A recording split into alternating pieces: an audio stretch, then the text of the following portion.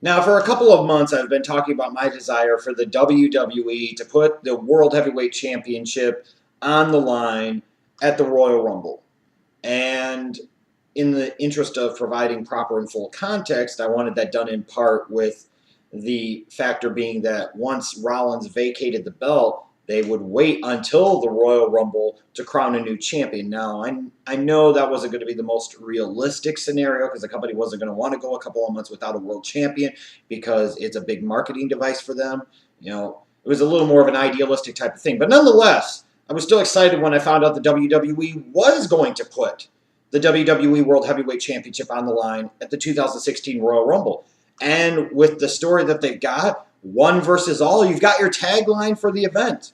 And, it's exciting because it is something different. We've only done it once before, and that was all the way back in 1992, and we still talk about the greatness of that Royal Rumble match for many reasons to this day.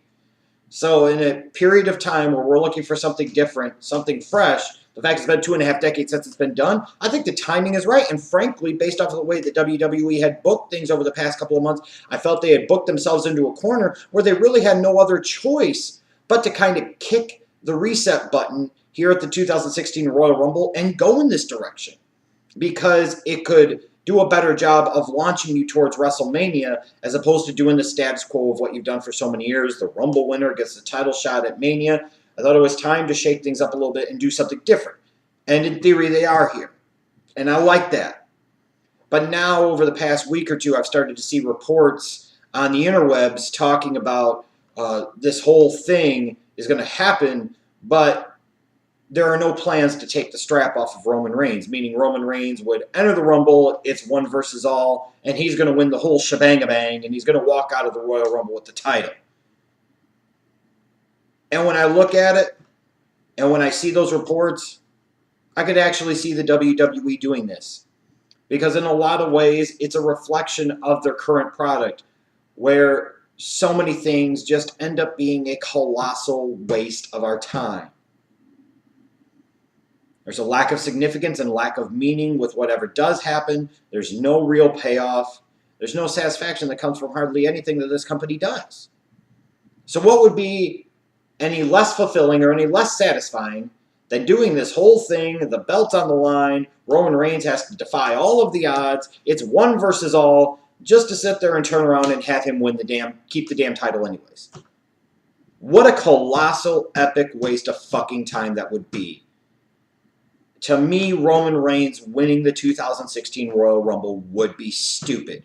And here's why. I break this down into two categories. First, the Reigns win itself for the Royal Rumble, and then what it means potentially for WrestleMania. When you look at Roman Reigns, winning the 2016 Royal Rumble, to me, part of the thing of the Royal Rumble is doing something new. And that's in some ways what the Royal Rumble has always represented in a lot of ways. It's a chance to kick off the year with something new, something fresh, giving somebody a shot at the top.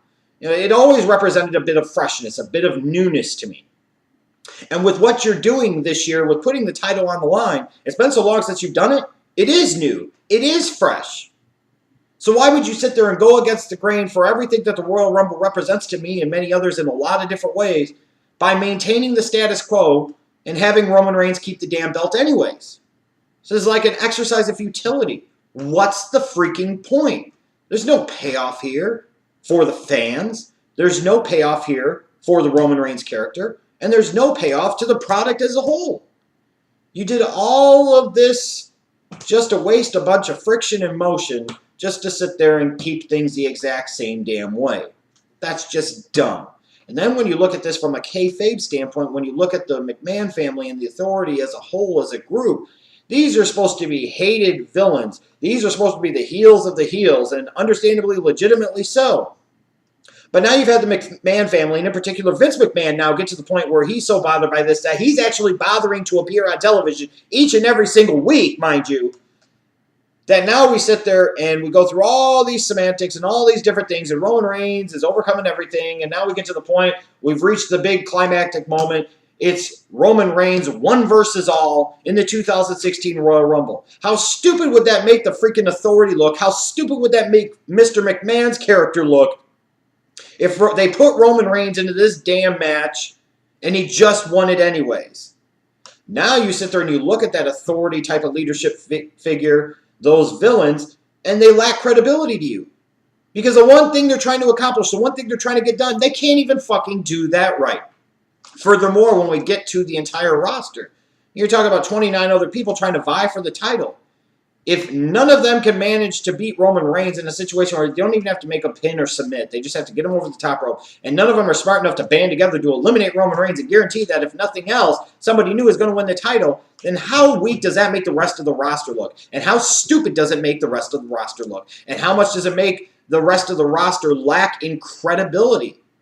I think it does significantly, and it does significant damage to the roster. You could say I'm looking a little too deep into this. Maybe I am. But what if I'm not? And I don't know that I necessarily am.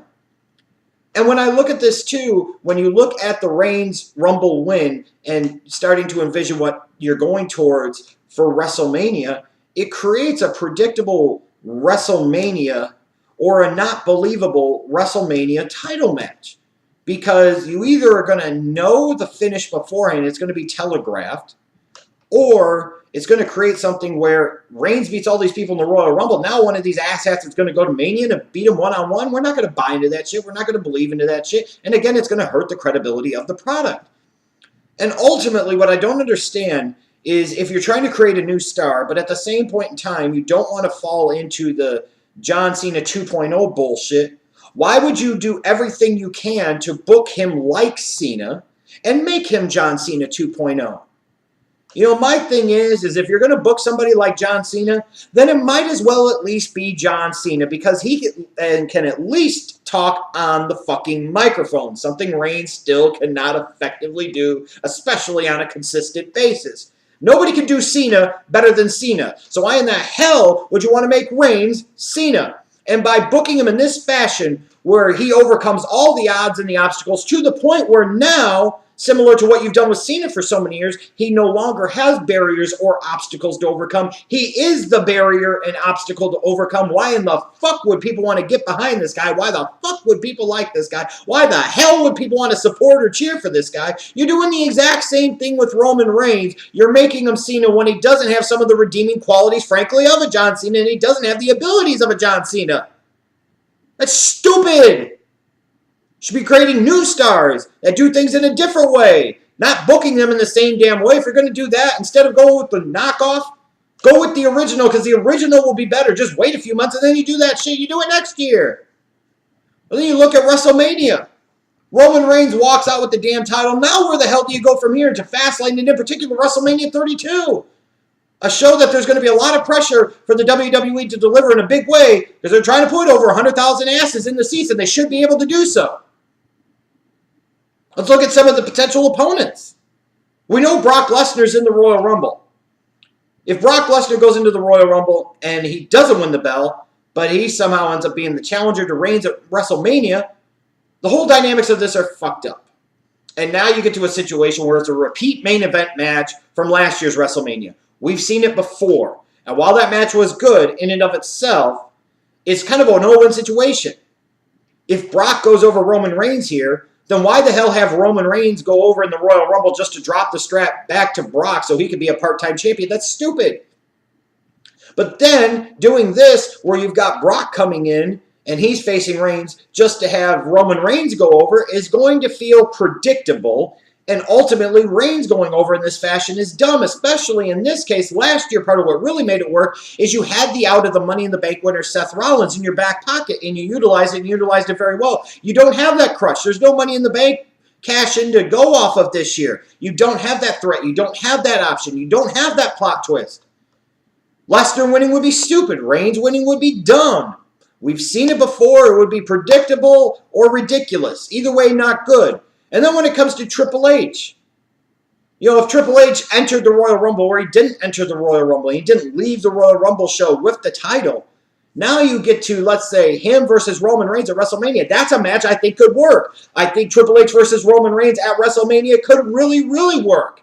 But the only two ways it's going to work is, number one, Roman Reigns doesn't have the strap, and it's Triple H versus Roman Reigns in a personal grudge match, which their story would kind of suggest that's where they should go. Or, option two, is you would have to have Triple H win the Royal Rumble, and then Reigns has to go after him at WrestleMania. It's the only two way the dynamics work. Otherwise, if Reigns keeps the belt, but then Triple H is going on to face him at WrestleMania, he's the challenger. Now you've got the crowd squarely behind Triple H. He's the babyface, and he fucked everything all up. And furthermore, at the end of the day, we probably know more likely than not, even with Triple H's consistent involvement on television, is that it's probably going to be predictable, and God's not going to overcome Roman Reigns. So you're going to see that finish coming, and you're already not going to like it, and you're really not going to like it once it happens. Well, then you look at other guys. Sheamus, you've been there, done that, and that most certainly isn't going to feel like a WrestleMania main event. Sheamus versus Roman Reigns. Alberto Del Rio, for Christ's sakes, he just lost the U.S. strap to freaking Kalisto. I know he won it right back, but the fact is he's fucking losing to Kalisto, and now all of a sudden he's going to be the guy as part of the League of Nations that'll go on to challenge Roman Reigns at the 2016 Royal Rumble. Fuck that. Kevin Owens, bitch, please. Dean Ambrose, again, the dynamics don't work. At some point in time, you could go to that story. But now's not the time. This is not the place. It's not the location. And it's not the story. And it wouldn't work. It would be an epic fart. Speaking of epic farts, Bray Wyatt. He can't beat hardly anybody damn else. Now you're sitting there, and it looks like to me almost positioning him to make a face turn at some point in time in 2016, which is probably necessary for the character any damn ways. It's where they should have gone 12 to 18 months ago. Now you're undercutting so many things, both for Bray Wyatt and Roman Reigns. If you have Bray Wyatt go on to face him at WrestleMania, and God forbid you actually have Bray Wyatt win the belt at WrestleMania 32, does Bray Wyatt really strike you as a WWE World Heavyweight Champion at this point in time? I don't think so. And then if we go back to the part-timers and we go to the legends, you could throw out The Undertaker. Maybe The Undertaker challenges Roman Reigns at WrestleMania. It sounds far-fetched, but far-fetched can happen. I doubt it, but you look at it, here you go. Another one of these no-win situations. It's like I talked about with The Undertaker ever since he lost the streak at WrestleMania. When he faced Bray Wyatt. It was a no-win situation for either character. Now here you go into WrestleMania 32.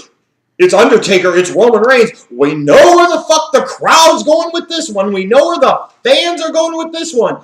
And if you're not trying to turn Roman Reigns heel, and you're stupid enough to book that match, then you're morons and you deserve the consequences that come because you've created a full-fledged unintended heel turn. Because either Roman Reigns beats The Undertaker and it's really, really stupid, or The Undertaker beats Roman Reigns and it doesn't feel right. And while I would be all for the old man, the old guard getting one last run at the title, Roman Reigns is not the right guy to pass over to The Undertaker. And the dynamics of it just don't work, and it's not good for either character, and the story would be stupid. And then you get to The Rock. People will go to all the family connection. He was there for the 2015 Royal Rumble. Maybe he was there for 2016 Royal Rumble. Oh my God! The Rock's going to turn heel and become Hollywood Rock and all this other crap. Again, this is another one of these no-win situations. Because if The Rock goes over Roman Reigns and wins the title, he's going to drop it right back, so that makes it predictable and it makes it kind of stupid. Or if Roman Reigns goes over The Rock, now people are really going to resent him because now they're putting Roman Reigns over one of the biggest names in the history of the business, somebody that even the first time around John Cena couldn't beat.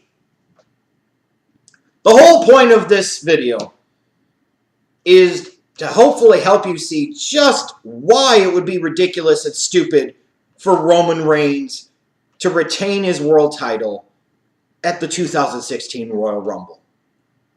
I mean, it creates all types of negatives and very, very few, if any, positives. You've got to take that strap off of him, even if that means you come right back at Mania and you make him a 3-time champion. Then you want to begin your big, long run for him. You want to build up to maybe him and Cena at SummerSlam. So be it. That's fine. I could deal with that. But what I couldn't deal with at this point in time is the ridiculousness and the stupidity to come if they decide to do all of this just to waste fucking time and keep things the same, keep the status quo, and have Roman Reigns stay the WWE World Heavyweight Champion. It's bad for the Royal Rumble, and it's going to be really bad for WrestleMania. In a horrible way, in my opinion, to start off this product in 2016. And that's all there is to it.